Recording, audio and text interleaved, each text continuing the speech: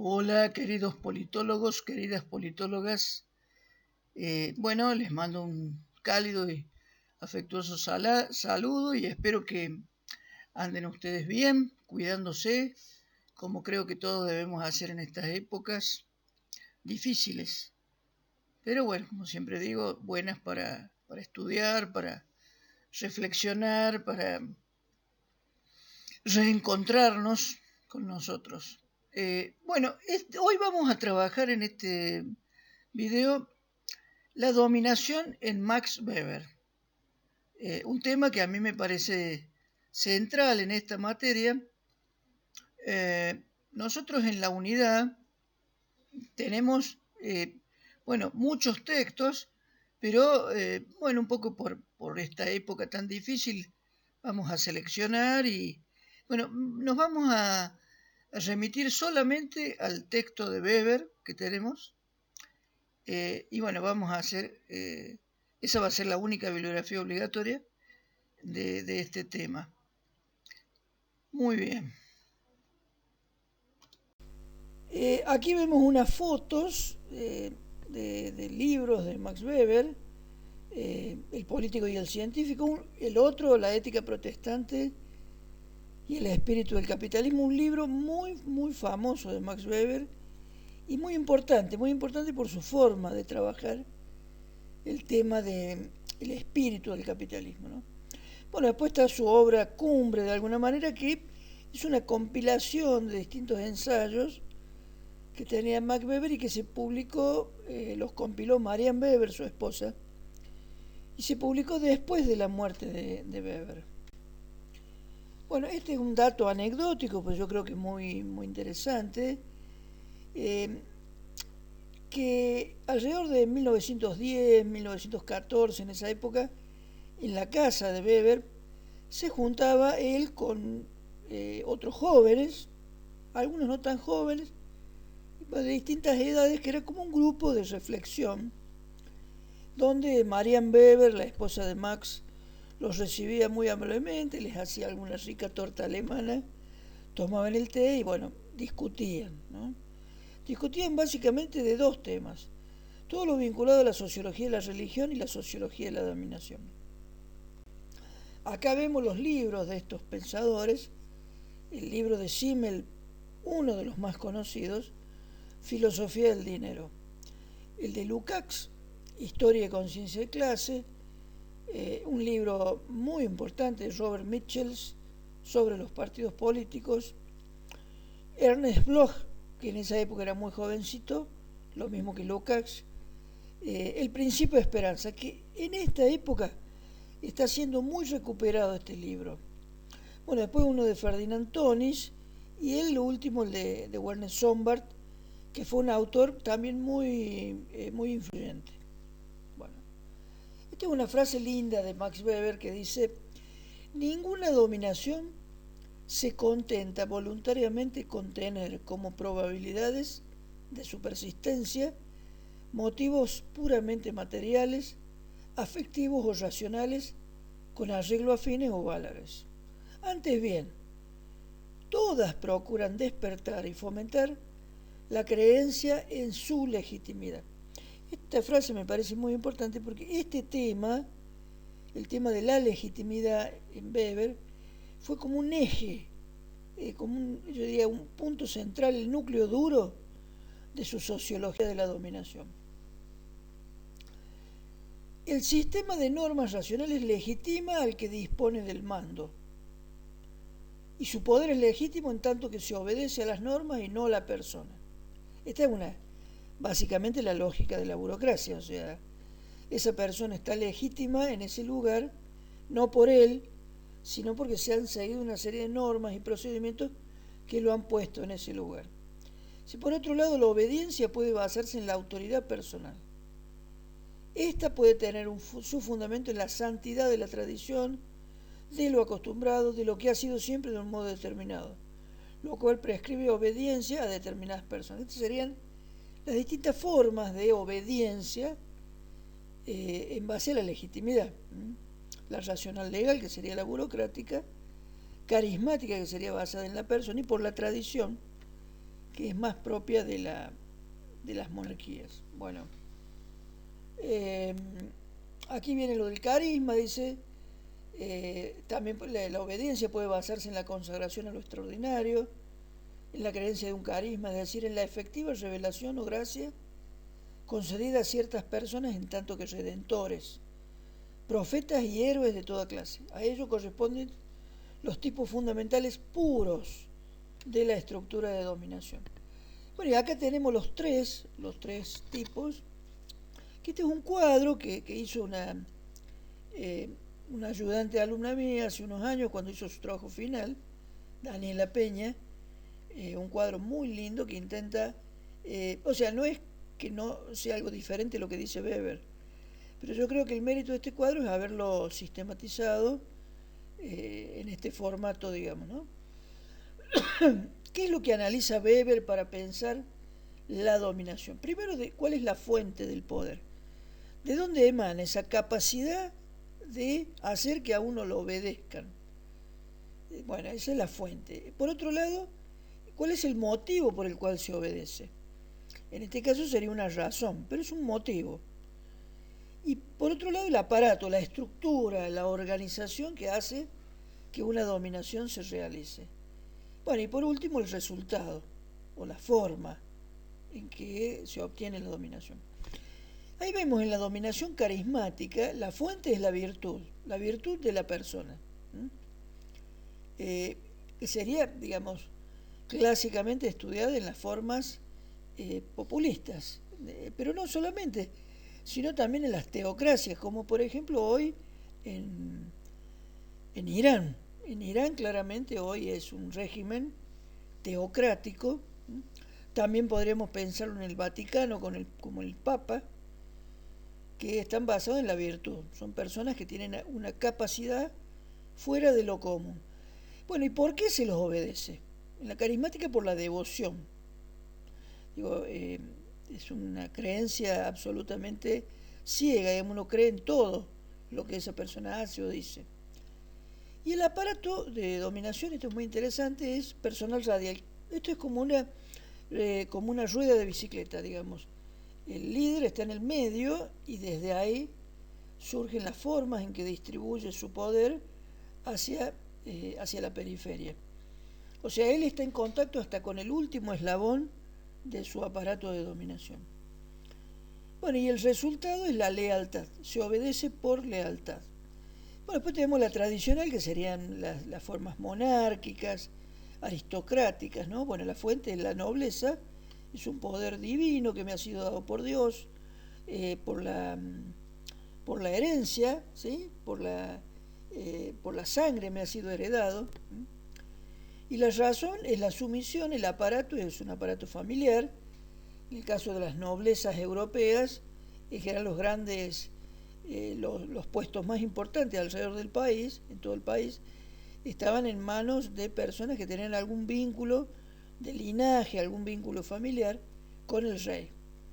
Bueno, y el resultado es el sometimiento, que es distinto al anterior, que en el anterior claramente es como un acto voluntario de ser leal. En este, yo estoy sometido al, como lo dice la palabra, súbdito.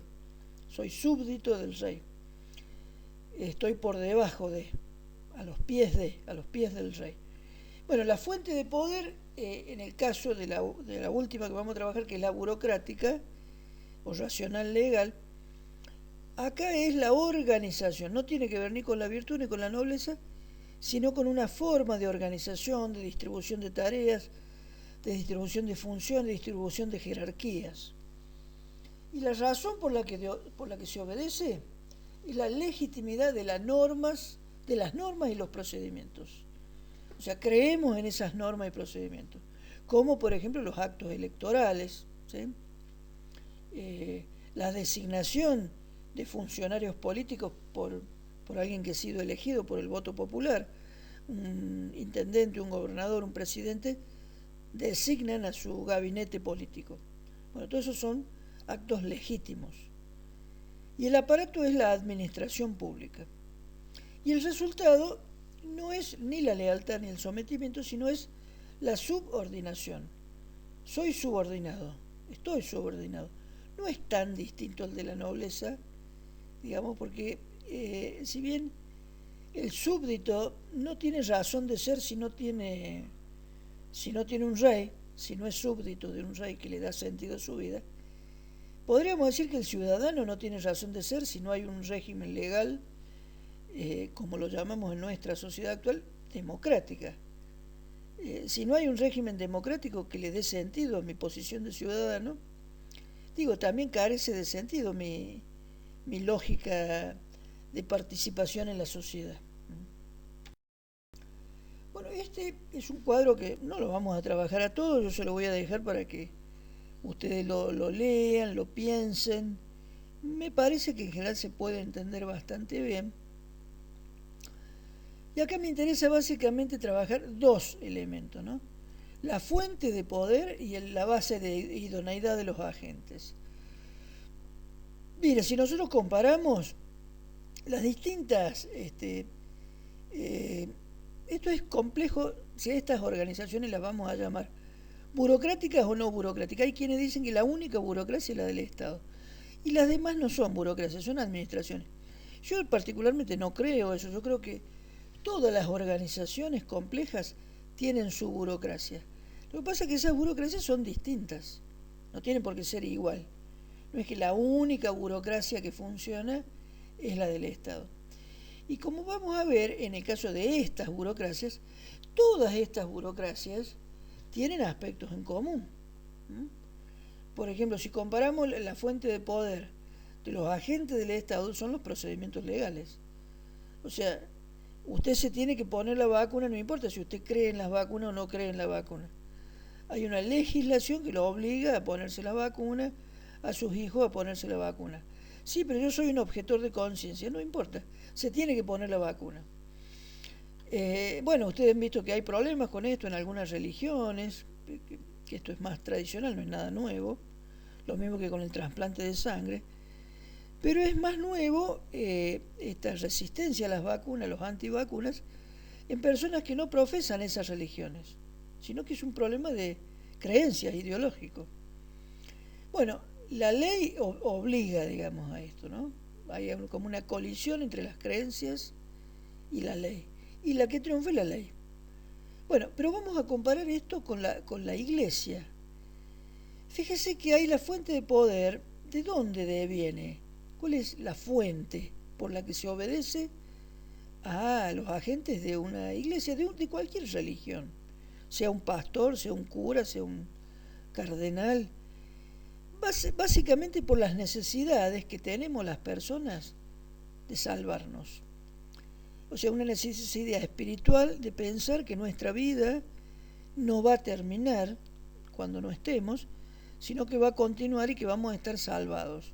Es un fin salvífico, ¿sí? Esa es la base del poder. Fíjense que esto cambia un poco la perspectiva con la que uno piensa comparativamente el Estado y la Iglesia, porque en ambos hay necesidades. La población necesita tener una organización, tener un orden, tener procedimientos que sean para todos iguales, aunque sea solo en apariencia, porque por ejemplo se supone que todos somos iguales ante la ley, pero bueno, no siempre es así, o sea, uno puede quedar libre y otro puede quedar preso por el mismo hecho, de acuerdo a cuánto dinero se disponga, cuál es el estudio jurídico, etcétera, ¿no? Bueno, o sea que en ambos casos hay necesidades, pero veamos en los agentes empresariales. Ahí claramente son procedimientos racionales, claramente medio fines porque la lógica es la lógica de la ganancia. En los sindicatos el poder emana de la capacidad para llevar adelante procedimientos en defensa de derechos legales de los trabajadores. En las Fuerzas Armadas, procedimientos de táctica y estrategia de defensa nacional. Y en los partidos políticos, procedimientos de construcción del interés general. Por ejemplo, la privatización. En la época de Alfonsín se empezó a construir un interés general en privatizar. O sea, privatizar empresas estatales podía llegar a ser un interés de toda la población.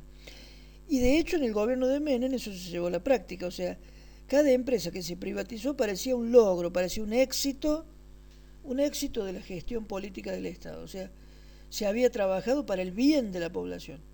O sea, aunque se había desprendido el Estado de sus joyas, las joyas de la abuela, como Entel, gas del Estado, ferrocarriles, incluso muchos ferrocarriles se cerraron, como en el Belgrano, el Mitre, todo lo que estaba por fuera de Buenos Aires,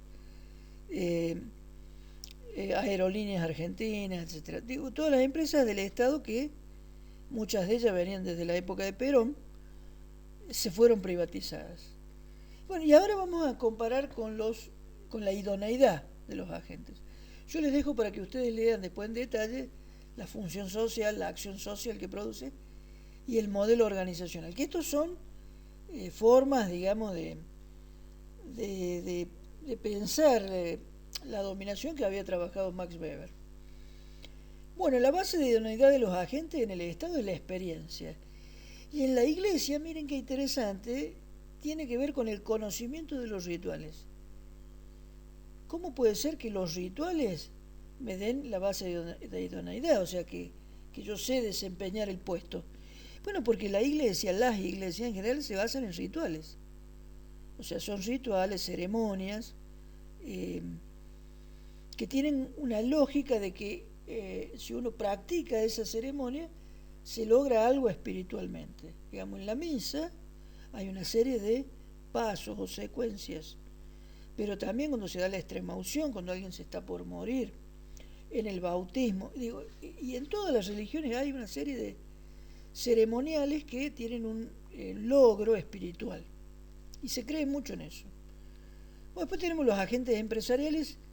La base de idoneidad son los resultados. O sea, si un gerente no obtiene el resultado, se lo cambia. En los agentes sindicales, conocimiento laboral y capacidad de negociación. Fuerzas Armadas, conocimiento en defensa. Y los agentes de los partidos políticos, la capacidad de construir legitimidad. Porque este es el objeto, digamos, del partido político.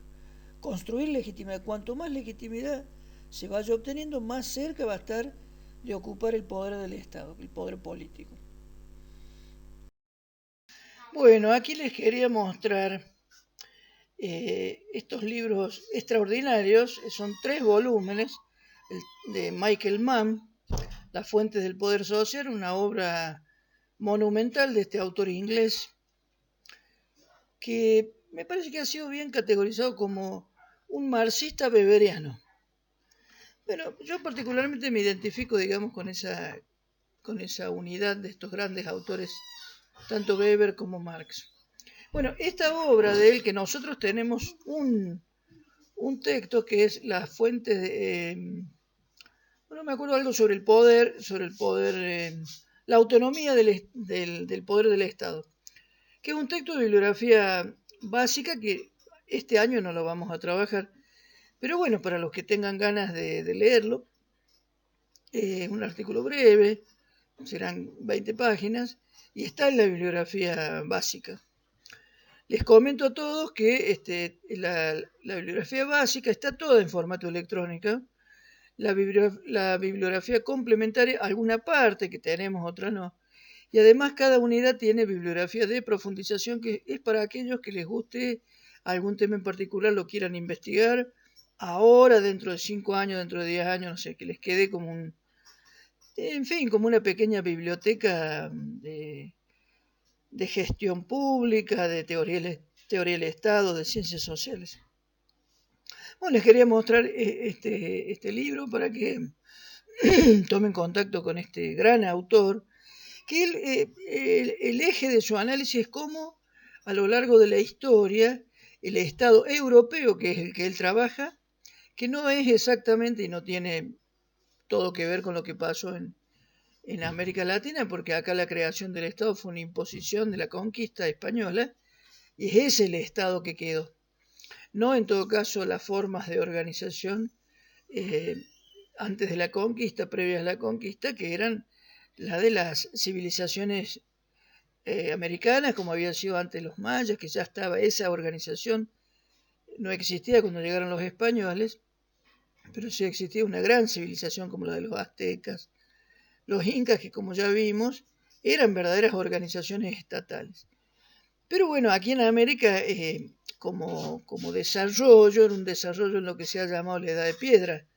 Todavía no estaba desarrollado ni la rueda, ni el tornillo, ni la fundición de metales, o sea, no había armas de metales y demás. O sea que, a pesar de eso, digamos, las organizaciones sociales que hubo y las obras que hubo aquí en América fueron extraordinarias. Pero bueno, el Estado que nosotros hoy tenemos en América, después de la conquista, es un Estado europeo, es al modelo de los Estados europeos. Pero la formación de ese Estado no fue una formación como en Europa a lo largo de muchos siglos, sino fue una formación abrupta, acelerada, que fue producto de la conquista. Bueno, esta idea que trabaja Michael Mann es cómo se forma el Estado y cómo el Estado va logrando autonomía, una autonomía que es un poder sobre el resto de la sociedad, incluso sobre las empresas, ¿no? Bueno, que es también la tesis de Poulantzas, un gran autor marxista que nosotros lo vamos a ver más adelante. Bueno, esto era lo que yo les quería presentar. Aquellos que tengan ganas lo leen al artículo, pero no es obligatorio. Este es un autor que nosotros y yo particularmente trabajo mucho, que es Karl Lowitz, que es un autor de origen brasileño que vive en Francia, ¿no? Trabaja en la Universidad de la Sorbona. Es un autor muy, muy importante, tiene muchas obras, y yo les voy a adjuntar al mail, al mail donde les voy a avisar de este video, les voy a adjuntar este libro de él, que es muy lindo, y bueno, la invitación, por supuesto, solo al que tenga ganas de leerlo, no es obligatorio para nada y no está ni siquiera en el programa. Es, bueno, como un aporte extraordinario, podríamos decir. Bueno, y aquí ya para terminar les dejo esta caricatura de Mafalda, bellísima. Me parece que es Quino, digamos, que es el que hizo las historietas de Mafalda. Es un autor muy reconocido en el mundo entero, ha sido traducido en muchos idiomas y es realmente, no solamente que tiene un ingenio, sino una capacidad reflexiva sobre el mundo en el que vivimos. Bueno, aprovecho, les mando un abrazo.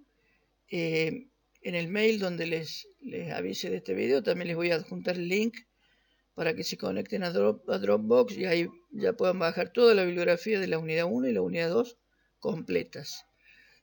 Bueno, cualquier cosa me escriben. Yo leo los mails todos los días, 2 veces, así que espero sus noticias. Hoy aprovecho y les mando un abrazo y les deseo que anden bien.